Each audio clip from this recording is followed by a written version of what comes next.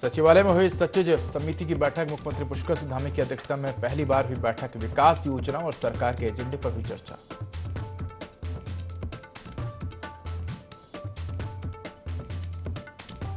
केदारनाथ धाम की यात्रा को पुनः संचालित करने के लिए कार्य जारी। सोनप्रयाग में बाधित सड़क मार्ग खोलने का काम शुरू। सीएम धामी की लगातार मॉनिटरिंग से कार्यों में आई तेजी।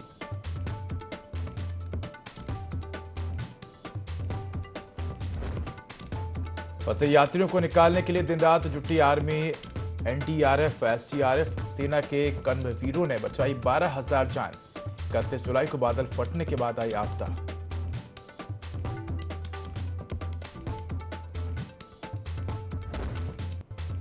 गैरसैंण में 21 अगस्त से प्रस्तावित मानसून सत्र की तैयारी को लेकर विधानसभा अध्यक्ष ने की बैठक। अधिकारियों को दिए व्यवस्था बनाने के निर्देश।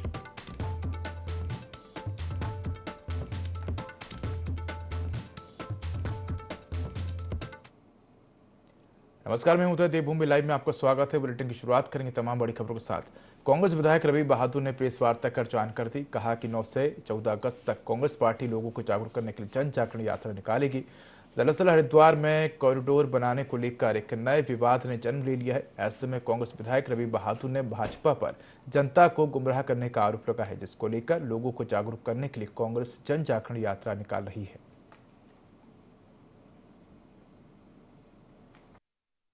के लोगों को भय में रहने के लिए मजबूर किया जा रहा है। एक अनियमितता बढ़ती जा रही है। 9 अगस्त से 14 अगस्त तक हमारा कार्यक्रम है जन जागरण यात्रा का। हर की पैड़ी से हम शुरू करेंगे।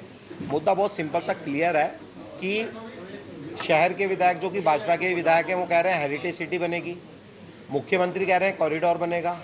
नगर विधायक कह रहे हैं मैं रोडीबेल वाला कॉरिडोर को ले जाऊंगा, इसको हेरिटेज सिटी बनाएंगे। हेरिटेज सिटी बनाना ना तो प्रदेश सरकार के हाथ में है ना विधायक के हाथ में है।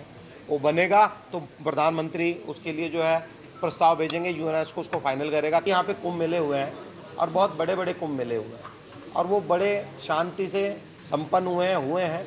अब उसको पर्यटन के नाम पे विकास को विनाश नहीं किया जाना चाहिए। लोगों से संवाद करना चाहिए और बैठ के फुल प्रूफ जो है स्ट्रैटेजी तैयार करके एक आइडिया बना के फिर जाके काम होना चाहिए। खबर अक्सर से है, जहां हरियाली तीज का त्योहार हरिद्वार क्षेत्र में धूमधाम से मनाया गया। नगर क्षेत्र में आर्टिफिशियल झूले पर महिलाओं ने झूला झूला, जबकि ग्रामीण इलाकों में हरियाली तीज पारंपरिक त्योहार लुप्त होता नजर आ रहा है। जहां हरियाली तीज पर ग्रामीण क्षेत्रों में लोग हरियाली तीज आने से पहले ही पेड़ों पर झूले लगाकर त्योहार को सेलिब्रेट किए जाते थे, अब ग्रामीण क्षेत्रों में ये त्योहार देखने को नहीं मिलता है। हरियाली तीज त्योहार को खास तौर पर इसलिए भी मनाया जाता है क्योंकि देवों के देव महादेव और मां पार्वती का रिश्ता इसी मौके पर हुआ था। तभी से इस त्योहार को हरियाली तीज के रूप में मनाया जाता है।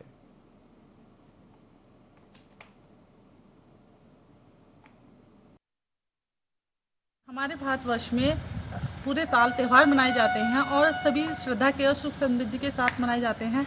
और इसमें से एक तीज है जो सावन के महीने में आती है और हम इस तीज पे झूला झूलते हैं, मेहंदी लगाते हैं, चूड़ियाँ पहनते हैं, सजते हैं, संवरते हैं और मौज मस्ती करते हैं और काफ़ी इंजॉय करते हैं। इसलिए हम तीज त्यौहार को बड़े धूमधाम से मनाते हैं।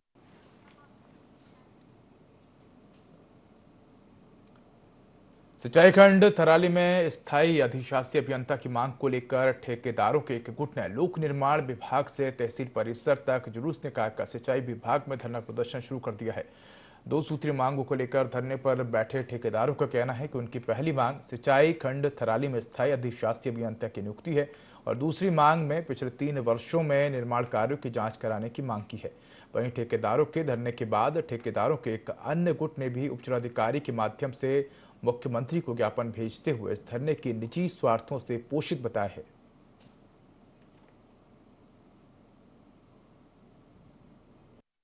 उसके तहत पहली मांग हमारी यह है कि सिंचाई खंड थराली में अस्थायी अधिशासी अभियंता की नियुक्ति की जाए। दूसरी मांग हमारी यह है कि 3 वर्षों की आय व्यय वित्तीय अनियमितता की एसआईटी जांच हो, क्योंकि यहाँ पर बहुत करोड़ों का घोटाला है और यहाँ पर निश्चित रूप से प्रभारी अधिशासी अभियंता द्वारा राजनीति की जा रही है, गबन किया जा रहा है, ठेकेदारों को अपने पक्ष में लिखवाया जा रहा है जबरदस्ती।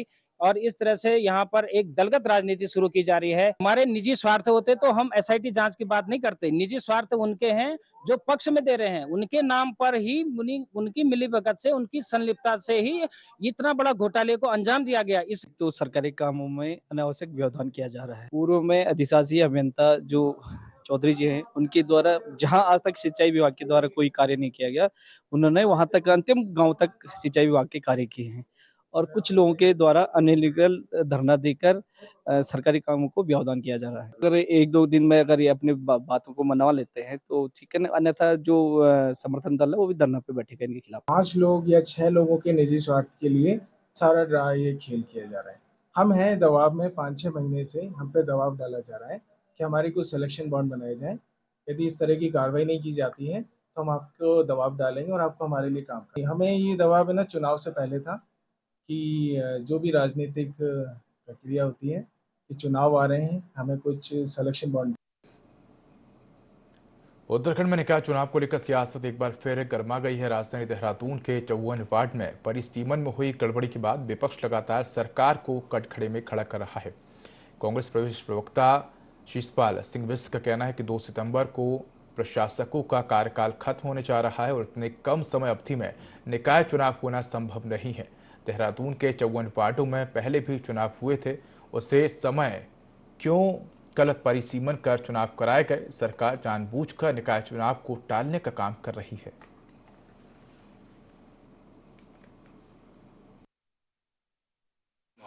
लगभग 7 महीने पहले हो जाने चाहिए थे और पंचस्थानीय चुनाव आयोग का काम ही ये है कि वो समय पे चुनाव कराए और समय से पहले सारी तैयारियां पूरी करे। अब क्योंकि 2 सितंबर को जो प्रशासकों का कार्यकाल बढ़ाया गया है उसकी समय सीमा समाप्त हो गई है और ये पूरे प्रदेश की जनता समझ रही है कि इतने कम समय में निकायों में चुनाव संपन्न नहीं हो सकते। ये जो 54 वार्ड हैं ये बताए ना कि यहाँ पहली बार चुनाव होंगे, पहले भी तो चुनाव हुए हैं, यहाँ से पार्षद चुन के आए हैं, तो गलत परिसीमन पर चुनाव क्यों हुआ? तो ये किसी के गले नहीं उतर रहा है और अब सीधे सीधे कि सरकार की मंशा चुनाव टालने की है। शहरी विकास मंत्री प्रेमचंद अग्रवाल ने अपने के बयान में 2029 से जीतना भी कांग्रेस के लिए सपना बताया है। वहीं इसको लेकर प्रदेश कांग्रेस कमेटी के उपाध्यक्ष मथुरा दत्त जोशी का कहना है कि राजनीति में हार और जीत लगी रहती है। जोशी ने सहज स्वीकार किया है कि कांग्रेस 2019, 24, 22 और 12 के चुनाव हारी है। जोशी ने कहा कि राजनीति में एक ही पार्टी की जीत निरंतर हो यह भी संभव नहीं है।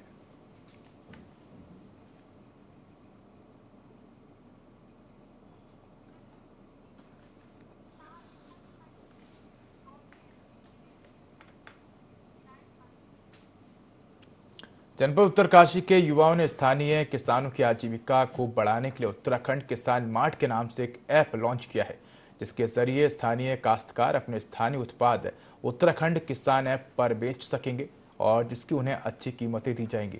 जिसके बाद उन उत्पादों को बाजार ऐप के जरिए होम डिलीवरी कर बेचा जाएगा।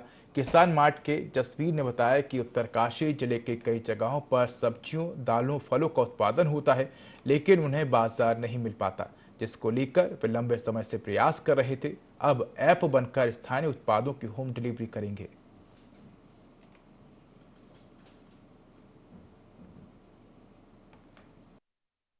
किसान मार्ट डिजिटल प्लेटफॉर्म पे लॉन्च किया है।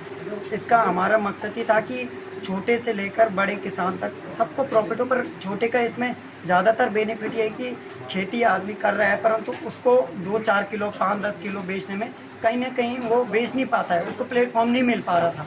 परंतु इस डिजिटल प्लेटफॉर्म के जरिए जब वो हमको जो हमने ऑनलाइन नंबर दिए हैं उन पे जब वो हमसे बातचीत करेंगे या हमको बताएंगे कि हमारे पास 2 किलो भिंडी है, 4 किलो गोभी है, तो हम वो लेने को भी तैयार हैं, जिससे कि उनके मन में आगे से आने वाले के लिए उनकी उत्सुकता बढ़ेगी, उनकी रोजी रोटी बढ़ेगी और जो हमारा लोकल उत्पाद भी होते हैं वो भी विलुप्त ना हो, क्योंकि कहीं ना कहीं विलुप्त होने का 2 ही कारण बढ़े हैं आज तक के पलायन, क्योंकि हमारी चीज़ों को डिजिटल प्लेटफॉर्म पे नहीं लाया गया और उनसे उनका रोजगार, स्वरोजगार, हर चीज़ में उनको कहीं ना कहीं महत्व मिलेगा।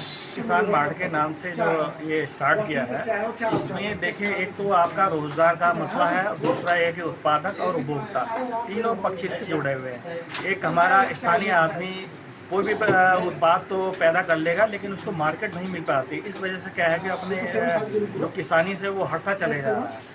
इन्होंने जो प्लेटफॉर्म उपलब्ध कराया उससे क्या है कि जो हमारा जो युवा है जो इधर उधर जा कर के भटकता है रोजगार के चक्कर में, अगर वो अपने खेतों में ये उत्पादक पैदा करेगा, उसको बिचौलिए के माध्यम से उपभोक्ताओं के पास उसका प्रोडक्ट नहीं पहुंचेगा, वो डायरेक्ट इनके माध्यम से पहुंचेगा। उससे क्या है कि एक तो उसको मार्केट मिलेगा।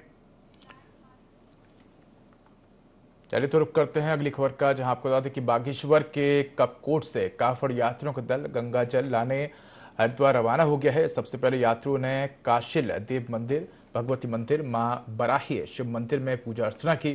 विधायक सुरेश गढ़िया और जिला पंचायत बसंती देव ने सरयू नदी में पूजा अर्चना की और शिवलिंग में जलाभिषेक किया। वहीं कावड़ यात्री गिरीश जोशी ने बताया कि यात्रा 5 दिन की होगी। यात्रा रुद्रप्रयाग पहुंचकर विश्राम करेगी और अगले दिन रुद्रप्रयाग से देवप्रयाग, कर्णप्रयाग, श्रीनगर से होते हुए धारी देवी पहुंचेगी।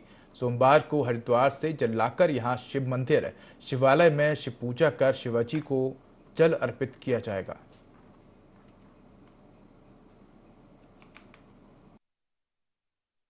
हिमालय शिव धाम द्वारा आयोजित कांवड़ यात्रा हरिद्वार को जाती है।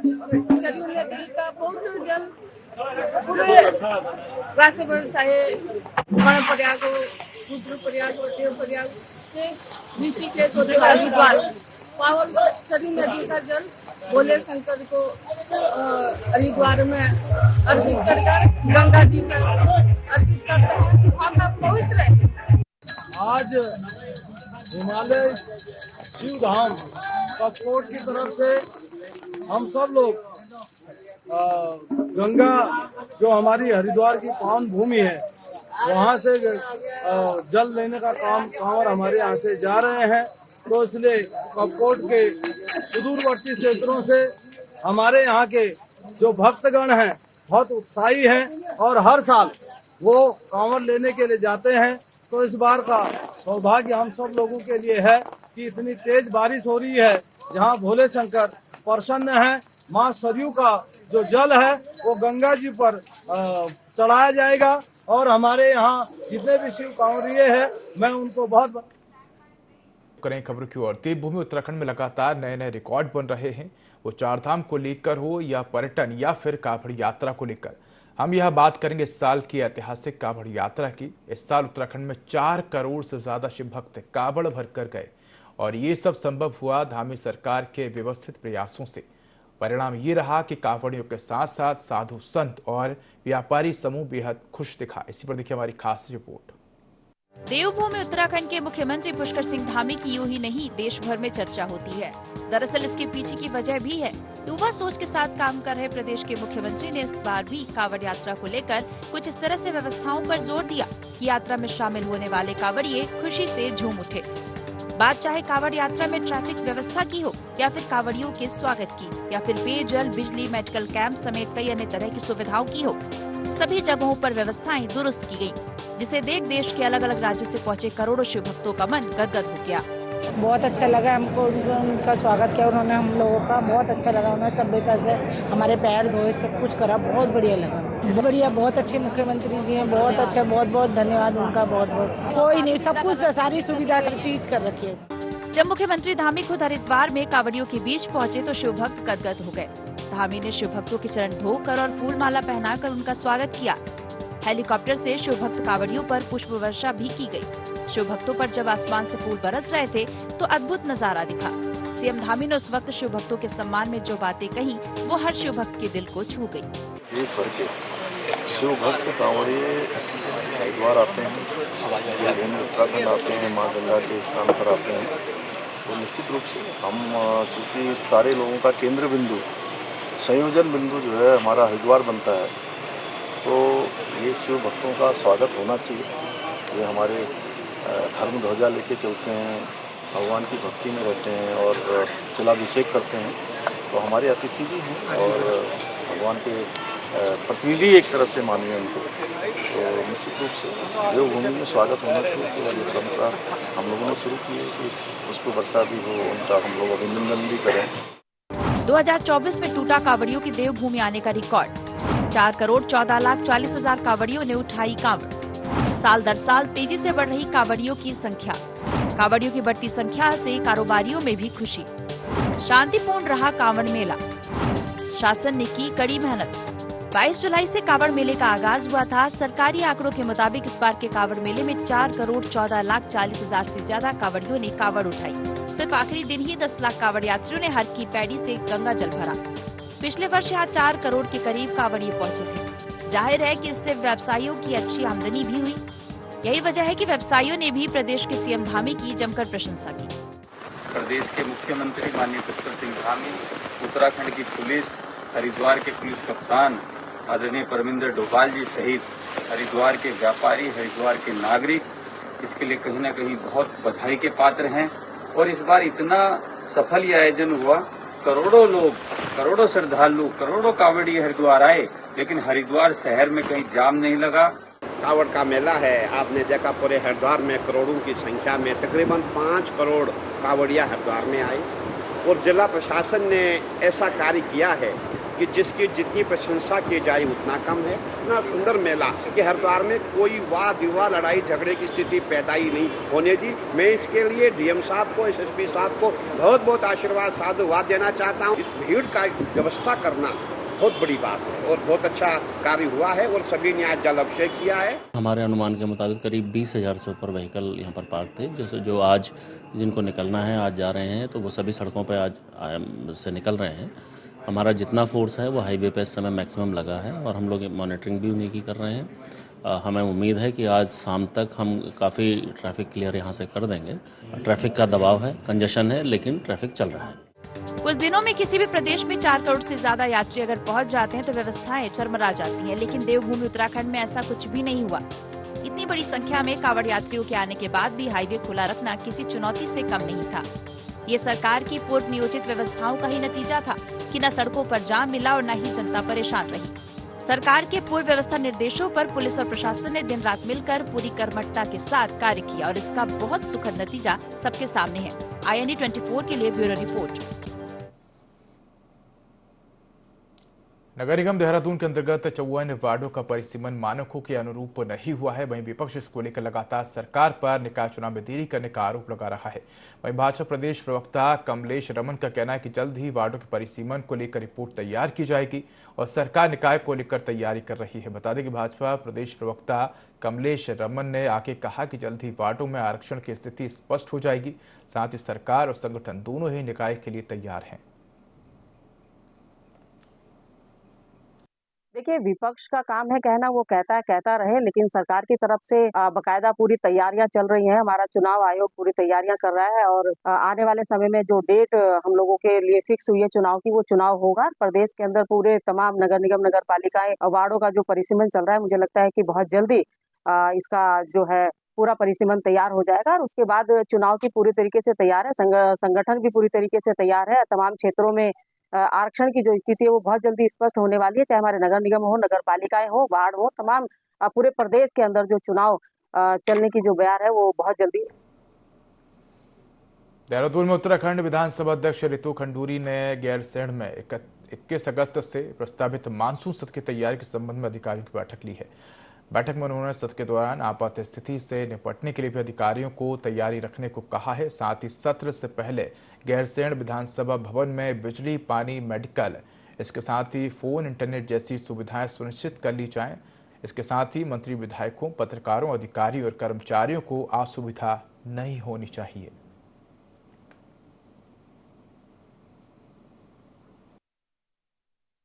सत्र को लेके पूरी तरह से तैयारी है हमारी, लेकिन मैंने आज अपने अफसरों के साथ जो विधानसभा सचिवालय है उनके साथ एक बैठक की है ताकि जो भी हमारे जो सत्र है वो सही तरीके से चले, किसी को किसी तरह की समस्या ना हो और जनता के जो भी प्रश्न होते हैं, जो भी मुद्दे होते हैं, वो हमारे सदन में उठ सके और उनके जवाब मिल सकें। इस तरह से प्रयास रहेगा कि सभी को ठीक से सुविधा मिले और सत्र। लक्सर तहसील क्षेत्रीय अधिवक्ताओं और शिकायतकर्ताओं द्वारा लगाए गए आरोपों के मुताबिक बीते दिनों से ही एक खाना पूर्ति का मंच बनकर रह गया है। जिस प्रकार तहसील दिवस का आयोजन किया जाता है तो उसके नजरे भी कुछ यही स्थिति बयां करते हैं। बताते चले कि पूर्व की तर्ज पर लक्सर तहसील सभागार में नायब तहसीलदार के नेतृत्व में तहसील दिवस कार्यक्रम का आयोजन किया गया, लेकिन मौके पर कई विभागीय अधिकारी और प्रभारी भी गायब मिले। हालांकि नायब तहसीलदार मधुकर जैन के मुताबिक मौके पर अनुपस्थित अधिकारियों से स्पष्टीकरण तलब किया जाएगा। वहीं दूसरी तरफ तहसील दिवस कार्यक्रम के दौरान सुनवाई के लिए पहुंचे विभिन्न विभागों के अधिकारियों की नामजद संख्या 30 थी, जबकि उनके सामने दोपहर 1 बजे तक शिकायतकर्ताओं द्वारा की गई फरियादियों की संख्या 18 तक ही सीमित रही, जो पहले की अपेक्षा बेहद कम संख्या है।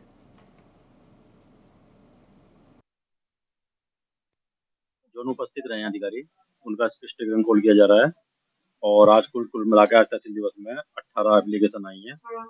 ब्लॉक की 1 है और नगर पालिका की 1 है, पीडब्ल्यूडी की 2 है, पेयजल 1, चकबंदी 1, पुलिस विभाग 1, बाकी सब राजस्व विभाग की है। प्रकरण कोई ऐसा नहीं था जिसमें तुरंत एक्शन।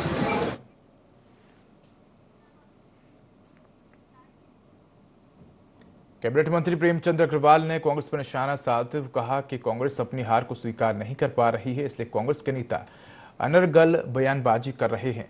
मंत्री ने कहा कि उत्तराखंड की जनता ने कांग्रेस को 2024, 19 और 2014 के चुनाव में नकारा था और इसके बावजूद भी अगर कांग्रेस के नेता जनता के मुद्दों पर बात नहीं करेंगे, कांग्रेस को अपना अंतर्द्वंद खत्म करना चाहिए, जनता के हितों की बात करनी चाहिए।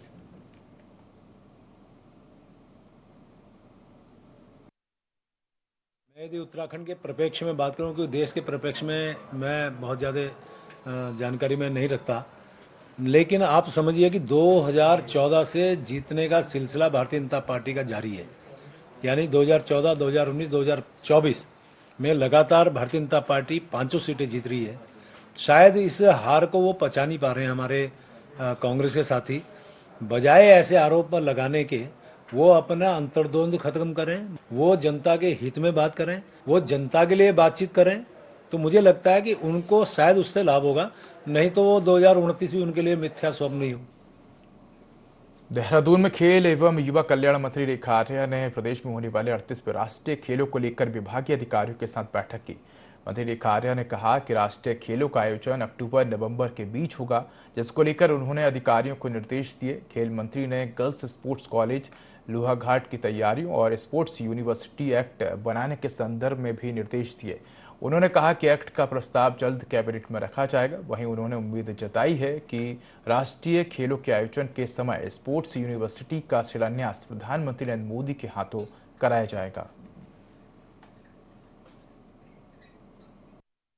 30 अगस्त को हमारे राष्ट्रीय खेल दिवस है, उसकी तैयारियों के संदर्भ में भी विभाग को निर्देश दिए हैं। इसके अतिरिक्त हमारा गर्ल्स स्पोर्ट्स कॉलेज जो लोहाघाट में बनना है, उसकी तैयारियों के परिप्रेक्ष्य में भी समीक्षा की गई है। इसके अतिरिक्त हमारा स्पोर्ट्स यूनिवर्सिटी एक्ट बनना है, उसको हमने जैसे माननीय मुख्यमंत्री जी का निर्देश था कि पहले ही कैबिनेट में आ जाए और विधानसभा सत्र में ये टेबल हो जाए, इसके निर्देश थे। तो उसमें आखिरकार कितनी प्रगति हुई है, इन सब की समीक्षा की गई है और साथ साथ में यह साफ निर्देशित विभाग को किया है कि इस कैबिनेट में किसी भी प्रकार से हमारा स्पोर्ट्स यूनिवर्सिटी एक्ट जो है वह आ जाना चाहिए। उसके साथ साथ में जैसे ही कैबिनेट से पारित होता है तो विधानसभा सत्र में ये टेबल हो जाना चाहिए। तो ये साफ निर्देश दे दिया है कि किसी भी प्रकार से गैरसैंण के सत्र में स्पोर्ट्स यूनिवर्सिटी एक्ट प्रस्तुत हो जाना चाहिए। फिलहाल इस बुलेटिन में इतना ही। खबरों का अधिक अपडेट के लिए देखते रहिए IND24। नमस्कार।